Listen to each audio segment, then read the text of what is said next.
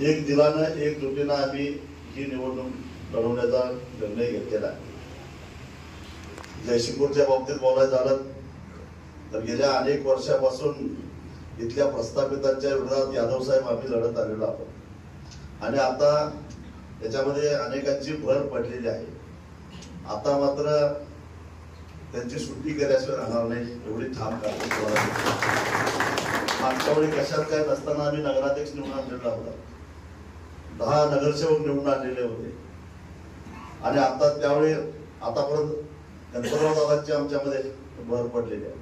अनेक घटक आमच्याकडे यायला लागले आणि या निवडणुकीमध्ये जयसिंगपूर असेल, शिरोळ असेल किंवा कुंदवाड असेल, जे काही समविचारी लोक येतील, ज्यांचा ज्यांचा प्रस्थापितांना विरोध करायचा आहे त्या सगळ्यांना सामावून येणार आहे.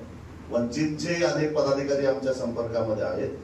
त्याचबरोबर वेगवेगळ्या सामाजिक संघटना सुद्धा आमच्या संपर्कामध्ये आहेत.